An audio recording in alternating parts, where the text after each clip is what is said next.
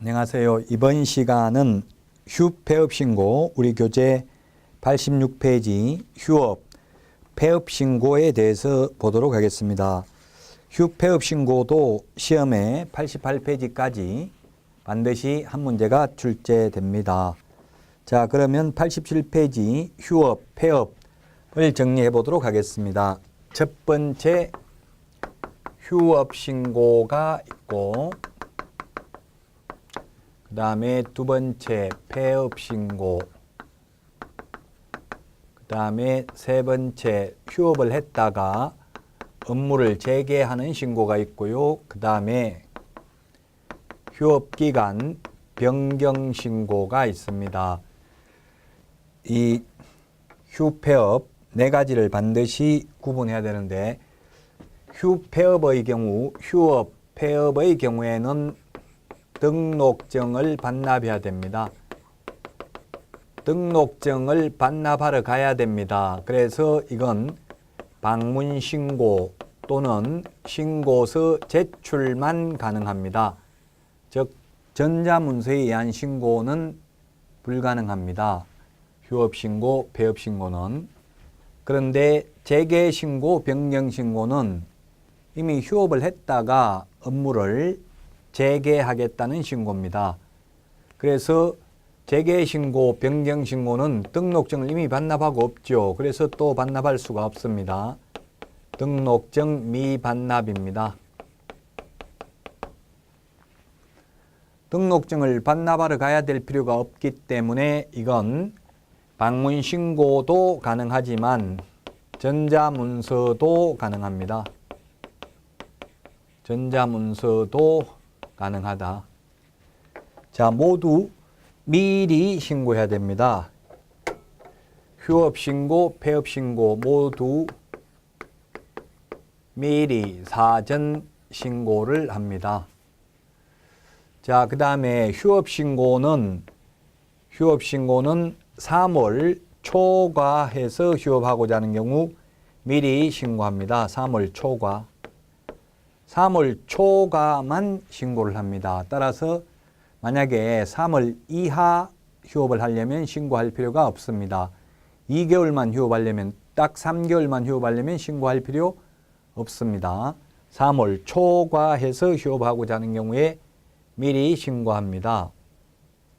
폐업 신고도 미리 신고해야 되고요. 한번 신고하면은 6개월간 휴업할 수 있습니다. 6개월간 휴업을 할 수 있다.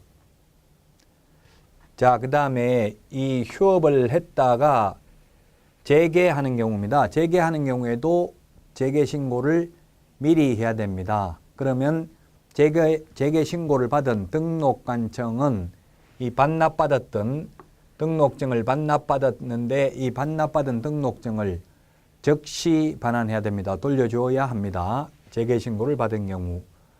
자, 그 다음에 변경신고인데, 변경. 원래 휴업은 6개월까지만 가능합니다. 그러나 부득이한 사유가 있는 경우에는 우리 교재에 보면은 그게 87페이지 부득이한 사유가 있는 경우에는 6월을 초과할 수 있다. 2번에 양가로 1번에 동그라미 1번 질병으로 인한 요양, 그 다음에 징집으로 인한 입영, 취약, 그 다음에 이에 준하는 부득이한 사유가 있는 경우에는 6월을 초과할 수 있습니다. 원칙은 6월을 초과할 수 없는데 징집으로 인한 입영, 취약, 질병으로 인한 요양 등 부득이한 사유가 있는 경우에는 6월을 초과할 수 있다. 미리 휴업기간 변경 신고를 하면 6월을 초과할 수 있습니다. 6월 초과 무단 휴업을 하면은 6월 초과해서 무단 휴업을 하면 임의적 취소, 등록을 취소할 수 있습니다. 그런데 3월 초과 무단 휴업, 그 다음에 폐업 신고, 재개 신고, 변경 신고 위반의 경우에는 100만 원 이하의 과태료입니다. 자, 휴폐업에 대한 것을 다 말씀드렸는데요. 이제 문제를 풀어보시면 쉽게 알 수가 있을 겁니다. 옛날에는 그 개업공개사가 사망을 한 경우에는 세대를 같이 하는 자가 등록증을 반납한다는 규정이 있었는데 지금은 사망한 경우에도 폐업 신고할 필요가 없고 등록 취소 사유에 해당됩니다. 그리고 이 사망을 한 경우에는 등록 취소된 날로부터 등록의 효력이 상실되는 게 아니라 사망하는 순간 등록의 효력이 상실됩니다.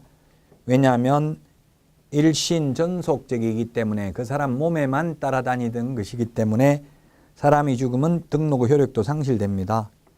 그래서 폐업이 있는데 사망한 경우에 폐업 신고할 필요가 없습니다. 다만 등록 취소 사유에 해당이 됩니다. 자, 그러면 문제 88페이지 문제 보겠습니다. 27회 때 기출문제입니다. 27회 때 기출문제 틀린 것입니다. 1번 2개월의 휴업을 하는 경우에는 신고할 의무가 없다. 예, 3월 초과해서 휴업하는 경우만 신고한다고 했죠. 3월 초과하니까 딱 3개월만 휴업을 하는 경우에도 신고할 필요 없습니다. 그 다음에 2번 치약, 징집, 질병으로 인한 요양 등 부득이한 사유가 있는 경우에는 6월을 초과할 수 있습니다. 그래서 2번 맞습니다. 3번 휴업기간 변경 신고는 전자문서에 의한 방법으로 할 수 있다. 예, 휴업신고, 폐업신고는 전자문서가 안 된다고 했죠.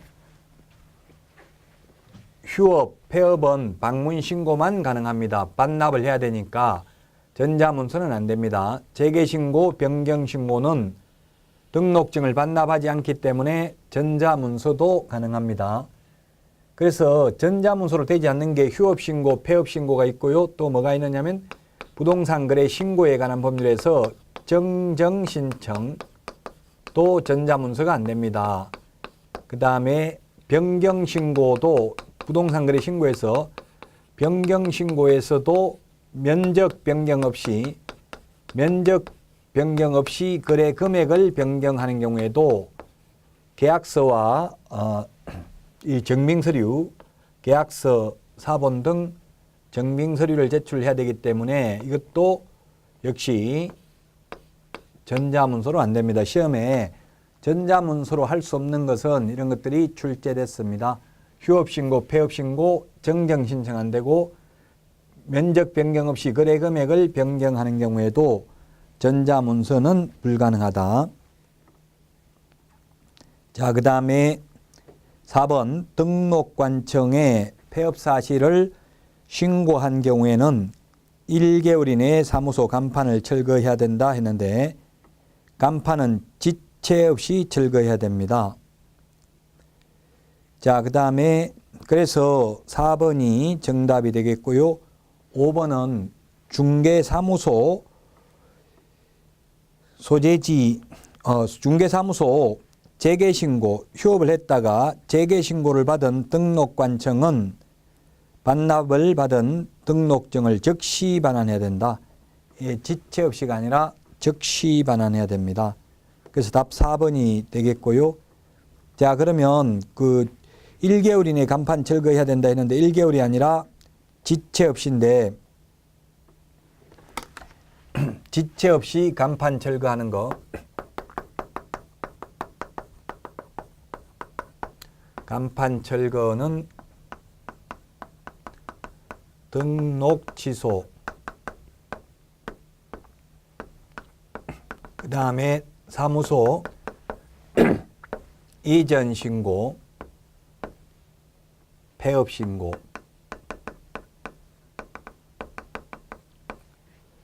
간판 철거해야 되는 경우입니다.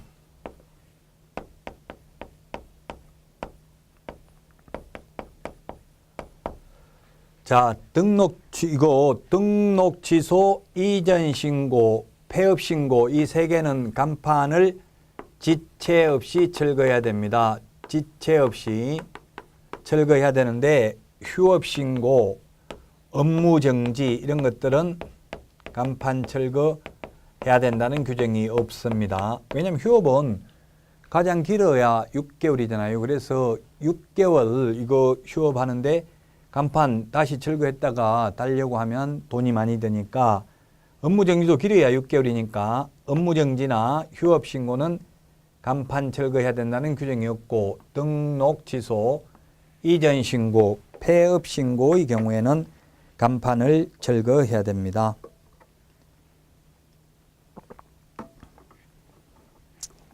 자, 그래서 88번의 문제는 답 4번이 되겠습니다. 휴업신고, 폐업신고는 모두 미리 해야 된다는 점을 주의하셔야 되겠습니다.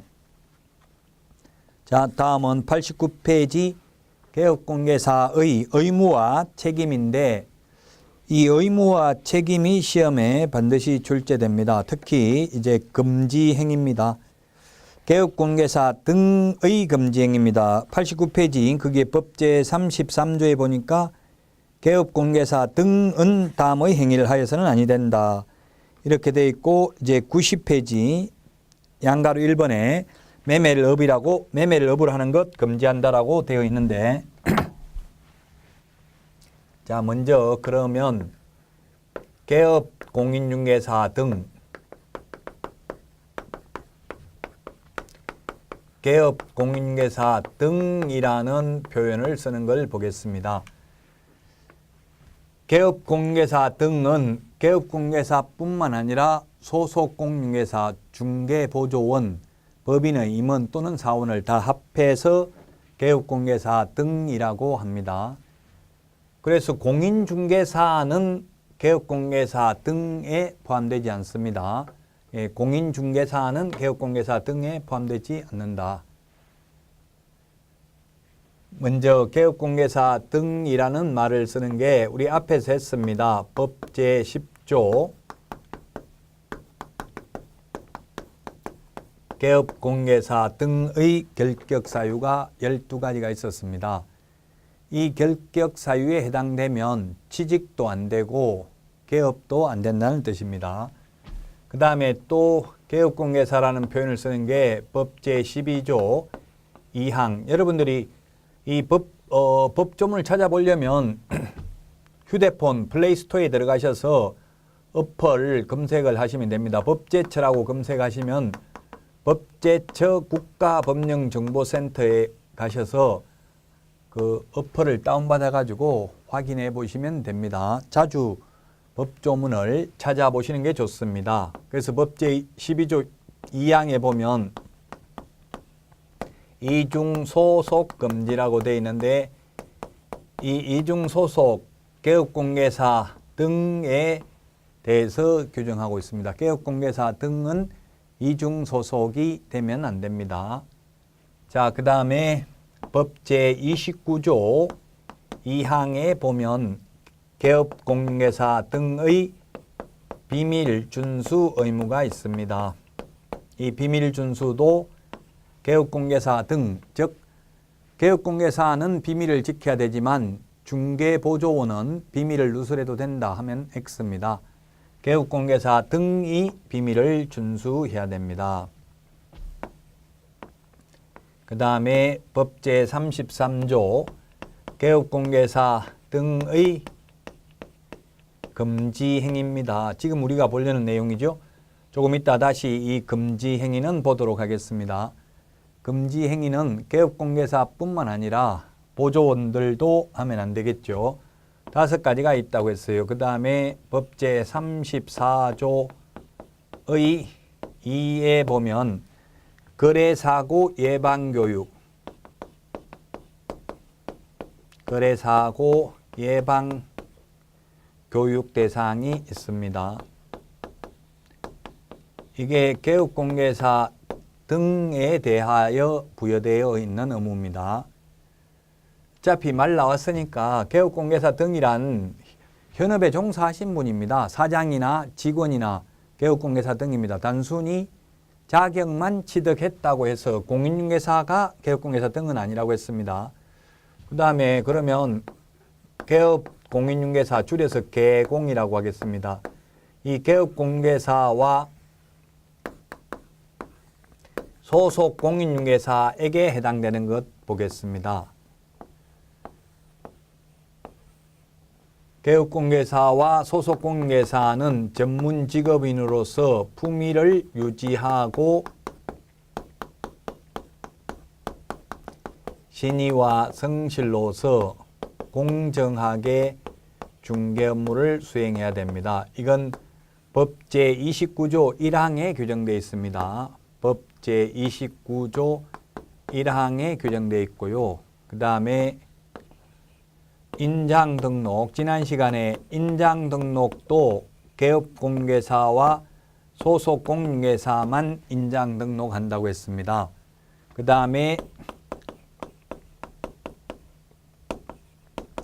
서명 및 날인 의무인데 만약에 소속공개사가 중개 업무를 했다면 소속공개사와 개업공개사 모두 서명 및 날인해야 됩니다.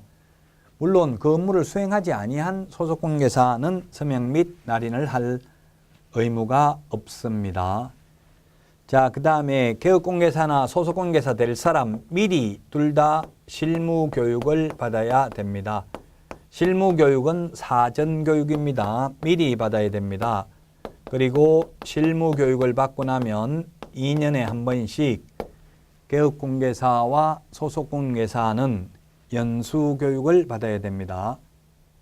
개업공개사와 소속공개사에 해당되는 의무가 되겠습니다. 자, 그 다음에 개업공인중개사에게만 해당되는 것. 개업공개사에게만 해당되는 게 뭐가 있느냐 하면은 개시 의무. 개시 의무는 개업공개사에게만 있기 때문에 만약에 소속공개사 자격증을 개시하지 않아도 소속공개사가 처벌받는 게 아니라 개업공인중개사가 처벌받습니다. 자, 그 다음에 보존 의무, 보존. 계약서 5년 보존, 확인설명서 3년 보존이 있는데 이 보존 의무도 개업공인중개사에게만 있다. 그 다음에 손해배상 보장을 위한 보정 설정 의무도 개업공개사에게만 있습니다. 그 다음에 계약서 작성, 확인설명서 작성, 확인설명서 작성, 그 다음에 확인설명,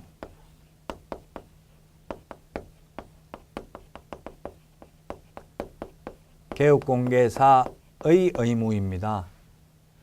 개업공개사 의무인데 다만 요 세 개는 소속공개사는 의무는 아닌데 소속공개사도 계약서를 작성할 수는 있습니다. 그 다음에 중개거래인 경우에는 부동산거래 신고 등에 관한 법률에 의하면 개업공개사는 부동산거래 신고 의무가 있습니다. 소속공개사는 신고 의무는 없고 다만 개업공개사를 대신해서 신고서 제출은 대행을 할 수 있습니다. 시험에 개업공개사 등에게 해당되는 것은 개업공개사와 소속공개사에게 해당되는 것은 개업공개사에게만 해당되는 것은 이런 것들이 시험에 출제됐으니까 비교해서 정리를 하시고요. 90페이지 양가로 1번 매매를 업으로 하는 행위. 이제 금지행위를 보겠습니다. 금지행위. 금지행위, 개업공개사 등의 금지행위가 있는데 첫 번째 매매를 업으로 하는 행위. 매매를 업으로 하는 행위는 금지행위입니다. 하면 안 됩니다. 중개를 업으로 해야 됩니다. 개업공개사는. 그런데 매매를 업으로 하는 게 아니라 교환을 업으로 하거나 임대를 업으로 해도 금지행위는 아닙니다. 금지행위는 아니기 때문에 개업공개사가 할 수 있다는 이야기입니다. 매매를 업으로 하는 것은 안 되지만 교환을 업으로 하는 것이나 임대를 업으로 하는 것은 금지행위가 아니니까 할 수 있다. 물론 법인인 개업공개사는 임대업을 못하게 돼 있죠. 그래서 금지행위는 아니지만 만약 법인인 개업공개사가 임대업을 하면 겸업 제한 위반으로 등록이 취소될 수 있을 것입니다. 이 금쟁이는 형사처벌까지 받아요. 매매를 업으로 하면 안 되고 중개를 업으로 해야 된다. 자, 이런 강의를 하니까 어떤 학생이 질문하시더라고요. 그러면 개업공개사는 우리 자격증 따가지고 개업공개사 되면 임대중개만 해야 되고 매매중개는 안 됩니까? 이렇게 묻던데 매매중개를 업으로 하는 건 상관없어요. 다만 중개를 업으로 하는 게 아니라 직접 집 장사하는 거예요. 집 샀다 팔았다. 이렇게 하면은 그 개업공개사의 거래 상대방이 불척의 피해를 받을 수 있기 때문에 매매를 업으로 하는 것을 금지하고 있고요. 앞으로는 이제 매매를 업으로 하는 것도 다른 선진국에서는 대부분 허용하고 있고요. 우리도 허용하려고 하는 추세에는 있는데 아직까지는 금지행위입니다. 그 다음에 두 번째, 무등록자와 협력하는 행위입니다. 무등록 개업공개사임을 알면서 그를 통해서 중개를 의뢰받거나 무등록 개업공개사에게 자신의 명의를 이용케 하는 행위입니다. 알면서입니다. 모르고 하는 것은 금지행위 아닙니다. 자, 알면서 우리 교재에 그게 알면서 밑줄 한번 칠까요? 90페이지 맨 밑에서 두 번째 줄에 알면서 네모하십시오. 알면서. 알면서 하면은 금지행위입니다. 그 양가로 위반해 보니까 법제 구조 규정에 의하여 중개사무소 개설 등록을 하지 아니하고 중개업을 영위하는 자인 사실을 알면서 그를 통해서 중개를 의뢰받거나 그 자에게 자기의 명의를 이용케 하는 행위 금지행위입니다. 알면서 하면 금지행위고 모르고 했다면 금지행위가 아닙니다. 자, 그 다음에 양가로 3번 사례, 승려, 그 밖의 어떠한 명목으로도 법제 32조에 따른 보수 또는 실비를 초과해서 금품을 받는 행위 하면 안 됩니다. 양가로 3번을 저는 그냥 동그라미 3번으로 하겠습니다. 즉 중개보수 또는 실비 초과 징수가 안 된다.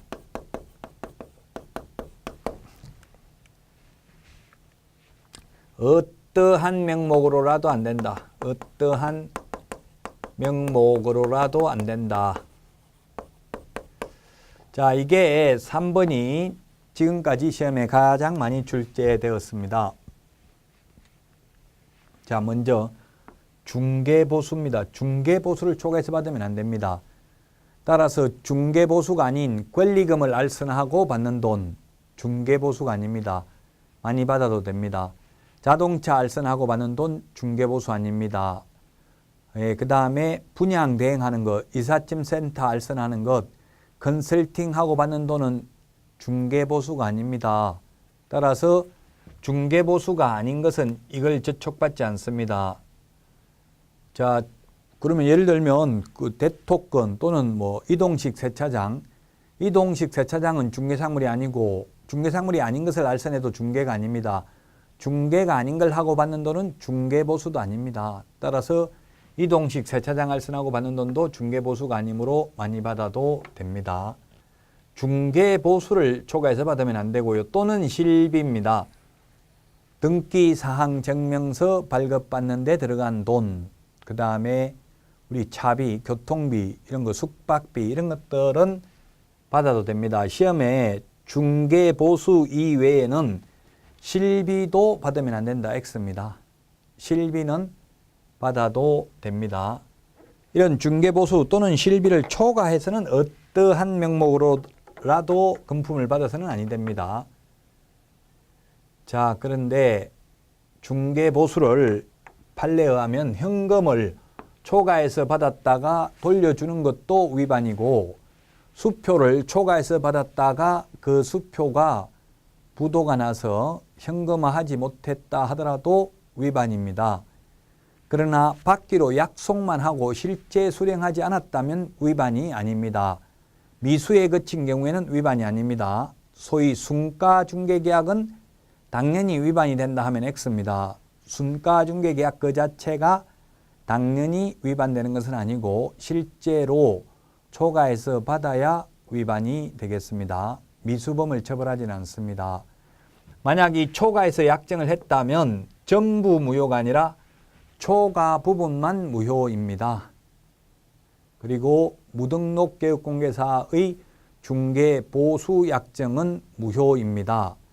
그러나 무등록 중개업을 하는 사람이 아니라 무등록 중개업자가 아니라 우연한 기회에 한두 번 중개를 하고 수수료를 받기로 했다면 그것은 받아도 유효합니다.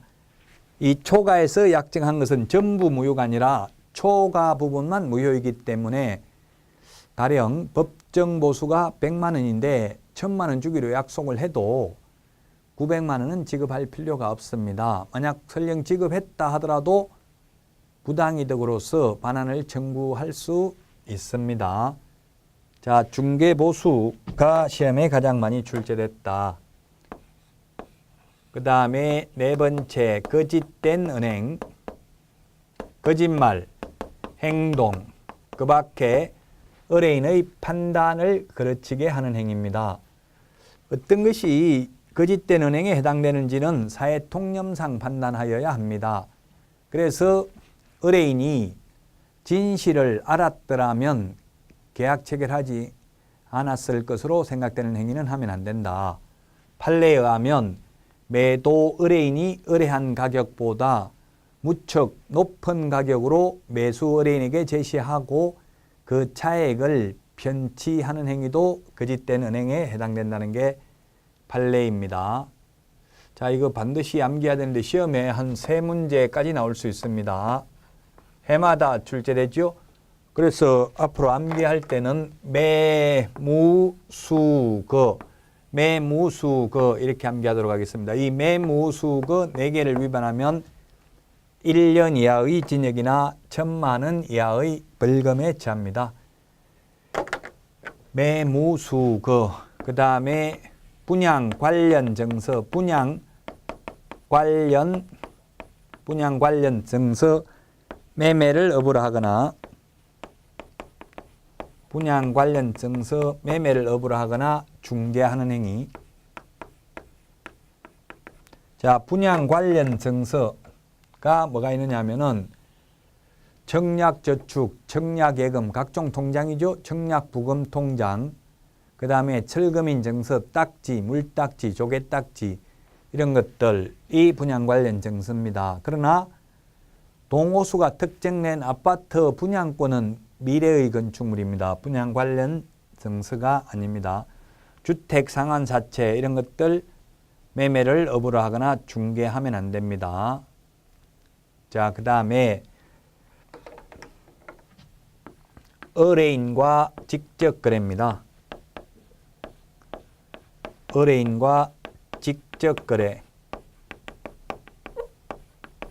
직접 거래, 그 다음에 쌍방대리 안 됩니다. 의뢰인과 직접 거래입니다. 매매를 업으로 하는 것은 불특정 다수와 매매를 업으로 하는 것이고요. 직접 거래는 단 한 번만 했다 하더라도 의뢰인하고 했다면 직접 거래에 해당됩니다. 자, 왜 이런 것을 금지하느냐면 취지가 만약에 매도인이 있고 매수인이 있습니다. 매수인이. 그러면 개업공개사가 있으면 개업공개사가 싸게 샀다가 비싸게 되팔아서 그 차액을 편취하는 것을 금지하기 위해서 직접 거래를 못하도록 하고 있는데요. 이 직접 거래는 의뢰인 본인뿐만 아니라 의뢰인으로부터 대리권을 수여받은 대리인이나 업무를 위임받은 수임인하고 개업공개사하고 직접 거래하는 것도 안 됩니다. 개업공개사 등입니다. 등. 그래서 만약에 우리 흔히 동네에서 중개사무소 근무하는 분을 실장이라고 하죠. 소속공개사 보조원. 실장 명의, 배우자 명의, 애인 명의. 자, 실장 명의로 그러면 싼 물건이 나왔습니다. 실장 명의로, 즉 직원 명의로 샀다가 되파는 건 돼야 안 돼요? 배우자 명의는, 애인 명의는 되나요? 안 되나요? 예. 실장 명의만 안 되고 배우자나 애인 명의는 됩니다. 실장은 개업 공인중개사 등에 포함되니까 안 됩니다. 개업 공인중개사 등의 금지행위라고 했죠. 그래서 개업 공인중개사 등에 해당되기 때문에 실장 명의로 하는 것은 금지행위고요. 배우자나 애인 명의로 샀다가 파는 것은 진짜 애인이 자기 돈 주고 샀다면, 배우자가 자기 돈 주고 샀다면 배우자 명의로 샀다가 되파는 것 중개도 됩니다. 개업공개사 등의 금지행위입니다. 의뢰인하고 개업공개사 등이 금지행위를 하면 안 되고, 이때 의뢰인은 의뢰인 본인뿐만 아니라 의뢰인으로부터 대리권을 수여받은 대리인이나 업무를 위임받은 수임인도 포함된다. 그 다음에 쌍방대리 안 됩니다. 쌍방대리가 안 된다. 쌍방대리가 되면 어떤 일이 생기겠어요? 민법에서도 원칙은 쌍방대리가 안 됩니다. 그러나 민법에서는 예외적으로 본인이 동의하는 경우 등은 됩니다. 법무사가 거래 당사자 쌍방을 대리해서 등기 신청하고 있죠. 그러나 공인중개사법에서는 절대로 안 된다. 만약에 쌍방대리가 되면은 A 개업공개사 혼자서, 예를 들어서 A 개업공개사 혼자서 쌍방을 대리해서 계약서를 적게 됩니다. 그러면 이 개업공개사가 금액을 높게 적거나 낮게 적기 때문에 둘 중에 한 명이 불척의 피해를 입게 됩니다. 매수인이나 매도인. 그래서 쌍방대리는 절대 안 된다. 쌍방대리는 절대 안 되지만 일방대리는 가능하다. 일방대리는. 민법에서 이 임의대리 제도는 사적 자치를 확장하기 위해서 임의대리 제도가 있습니다. 그래서 쌍방대리는 안 되지만 일방대리는 가능하다. 개업공개사 등하고 의뢰인이 직접 거래 안 되지만 개업공개사의 배우자, 개업공개사의 애인하고 의뢰인하고 거래하는 것은 상관이 없다. 자, 그 다음에 마지막으로 탈세를 목적으로 미등기 전매 등 투기를 조장하는 행위입니다. 투기조장, 탈세 목적으로 미등기 전매 등 투기를 조장하는 행위는 금지 행위에 해당됩니다. 자, 그래서 암기할 때 관직상투 이렇게 암기하겠습니다. 매무수거는 1년 이하 2천억이나 1,000만 원 이하의 벌금, 관직상투는 3년 이하의 징역이나 3천만 원 이하의 벌금에 해당됩니다. 작년까지만 해도 3년 이하의 징역이나 2천만 원 이하의 벌금이었는데 올해부터는 3년 이하의 징역이나 3천만 원 이하의 벌금으로 바뀌었습니다. 자, 그래서 매무수거는 1년 이하의 징역이나 1,000만 원 이하의 벌금, 관직상투는 3년 이하의 징역이나 3천만 원 이하의 벌금에 해당되고, 이러한 금지 행위를 하면 행정처분으로서 개업공인중개사는 임의적 등록 취소 사유, 등록을 취소할 수 있습니다. 취소할 수 있다. 그럼 취소를 안 할 수도 있다는 뜻이죠. 취소를 안 하면 업무정지 처분을 할 수가 있습니다. 자, 그 다음에 소속 공인중개사의 경우에는 자격 정지 처분을 할 수 있다. 자격 정지 처분을 할 수 있다. 이러한 금지 행위를 하면. 자, 그래서 이 금지 행위가 시험에 제가 3문제까지 출제될 수 있다고 했는데, 이 금지 행위 자체에서 한 문제 나옵니다. 매무수거 관직상투. 이 금지 행위 자체에서 한 문제, 행정형벌에서 한 문제, 그 다음에 행정처분에서 한 문제에서 3문제까지 출제될 수 있다.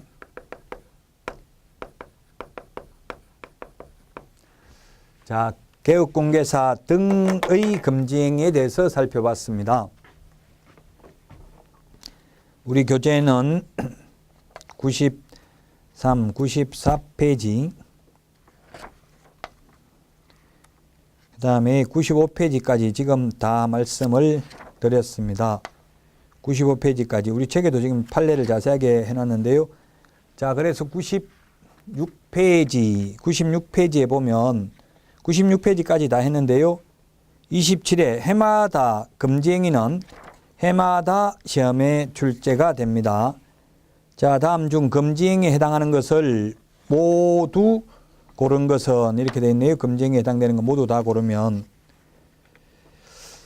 기역, 중개 의뢰인을 대리하여 타인에게 중개상물 임대하는 행위입니다. 임대하는 행위. 의뢰인을 대리해서 중개상물 임대하는 행위는 가능합니다. 쌍방대리는 안 되지만 쌍방대리라는 말이 없죠. 일방대리고요. 또 매매를 업으로 하는 것은 안 되지만 임대는 해도 됩니다. 그래서 기역은 금지행위가 아니고요. 이어는 상업용 건축물의 분양을 대행하고 법정 중개 보수 또는 실비를 초과하여 금품을 받는 행위. 분양 대행하고 받는 돈은 중개 보수가 아니라고 했죠. 중개가 아니기 때문에 분양 대행하고 받는 돈, 이삿짐 센터 알선하고 받는 돈, 컨설팅하고 받는 돈, 이런 것들은 관리 대행하고 받는 돈, 이런 것들은 중개 보수가 아닙니다. 그래서 많이 받았다 하더라도 공인중개사법에 저촉되는 것은 아닙니다. 그 다음에 디귿 중개 의뢰인인 소유자로부터 거래에 관한 대리권을 수여받은 대리인과 중개상물을 직접 거래하는 행위. 직접 거래는 의뢰인 본인뿐만 아니라 아까 이야기했죠. 의뢰인으로부터 대리권을 수여받은 대리인이나 업무를 위임받은 수임인하고도 직접 거래를 하면 안 됩니다. 자, 그 다음에 리얼의 건축물 매매를 업으로 하는 행위입니다. 매매를 업으로 하는 것은 금지행위라고 했죠. 매매를 업으로 하는 것은 금지행위다. 교환을 업으로 하거나 임대를 업으로 해도 금지행위 아니다. 그래서 답은 2번이 되겠네요. 정답은 2번이고요. 다시 한번 그러면 이 금지행위를 보면 무등록 개업공개사임을 알면서 하면 금지행위다. 알면서. 모르고 협력했다면 금지행위 아니라고 했어요. 중개 보수 또는 실비를 초과해서 어떠한 명목으로라도 금품을 받아서는 아니 된다. 중개 보수가 아닌 것은 받아도 상관이 없습니다. 그리고 미수범을 처벌한다는 규정이 없기 때문에 받기로 약속만 하고 실제 수령하지 않았다면 위반이 아닙니다. 그 다음에 거짓된 은행, 그 밖에 의뢰인의 판단을 그르치게 하는 행위, 어떠한 행위가 거짓된 은행인지는 사회통념상 판단하면 됩니다. 분양 관련 증서 매매를 업으로 하거나 중개하는 행위, 의뢰인과 직접 거래, 쌍방대리, 탈세 목적으로 투기조장입니다. 그래서 매무수거, 1년 이하의 징역이나 1,000만 원 이하의 벌금, 관직상투, 3년 이하의 징역이나 3천만 원 이하의 벌금, 모두 행정처분으로서는 등록을 취소할 수 있고, 취소 안 하면 업무정지할 수 있고, 그 다음에 소속 공인중개사의 경우에는 자격 정지 처분을 할 수가 있습니다. 중개보조원도 만약에 이러한 금지행위를 했다면 행정형벌의 대상에는 해당이 됩니다. 행정형벌 대상은 된다. 자, 그래서 이번 시간은 휴업신고, 폐업신고에서도 한 문제가 반드시 출제가 되고요. 그 다음에 개업공개사 등의 금지행위에서도 반드시 출제가 됩니다. 자, 휴업신고, 폐업신고도 마지막으로 정리를 하고 마치도록 하겠습니다. 폐업신고, 재개신고, 변경신고 모두 미리신고입니다. 미리신고, 사전신고다. 휴업신고, 폐업신고는 등록증을 반납해야 되고요. 반납하려면 방문신고, 반납하러 가야 됩니다. 신고서 제출만 가능하고 전자문서는 불가능입니다. 재개신고, 변경신고는 등록증을 반납하지 않습니다. 그래서 방문 신고도 가능하지만 전자문서도 가능하다. 모두 미리 신고해야 된다. 사전 신고다. 휴업은 3월 초 가는 경우만 신고하고 3월 이하의 경우에는 신고할 필요 없다. 한번 신고하면 6개월간 휴업을 할 수 있습니다. 6월 초가 무단휴업은 임의적 취소, 3월 초가 무단휴업, 폐업신고, 재개신고, 변경신고 위반은 100만 원 이하의 과태료 대상이다. 따라서 전자문서로 할 수 없는 게 휴업신고, 폐업신고, 그 다음에 정정신청, 그 다음에 면적 변경 없이 거래 금액을 변경하는 경우에도 전자문서는 안 되고요. 방문신고만 가능하다는 점을 유념하시기 바랍니다. 자, 그러면 이번 시간 여기까지 하고요. 다음 시간에 찾아뵙도록 하겠습니다. 여러분 고생 많이 하셨습니다. 안녕히 계십시오.